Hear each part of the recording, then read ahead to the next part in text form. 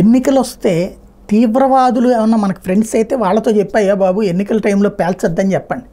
అంతేగాని ఒక తీవ్రవాదులు చేసిన ఘాతుకానికి తీవ్రవాదికి సర్టిఫికెట్ ఇచ్చి రాజకీయంగా మాట్లాడడం అనేది కాంగ్రెస్ పార్టీకి చెల్లింది.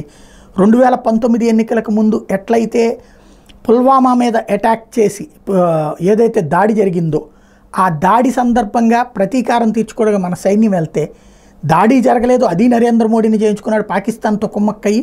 అట్లాగే మన సైన్యం బాలాకోట్ మీద చేసినటువంటి దాడి కూడా ఏమీ లేదు, అదంతా హంబక్ అని చెప్పినటువంటి నీచమైనటువంటి రాజకీయం మళ్ళీ మరొకసారి తెర మీదకి వచ్చింది.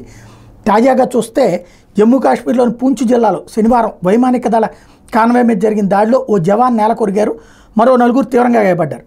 ఈ ఘటన మీద కాంగ్రెస్ నేత పంజాబ్ మాజీ సీఎం చరణ్జీత్ సింగ్ వివాదాస్పద వ్యాఖ్యలు చేశారు.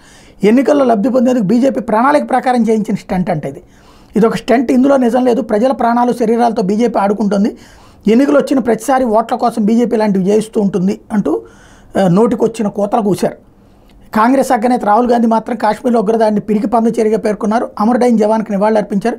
బాధిత కుటుంబానికి ఆయన ఆదివారం ఎక్స్లో ప్రగాఢ సానుభూతి ప్రకటించారు. ఇది ఇక్కడ రాహుల్ గాంధీ బాధ్యతాయుతంగా స్పందించాడు. ఇట్లాంటి నీచులు కాంగ్రెస్ పార్టీలో ఉండటమే ప్రమాదం. ఎవడైతే పంజాబ్ మాజీ ముఖ్యమంత్రి లాంటి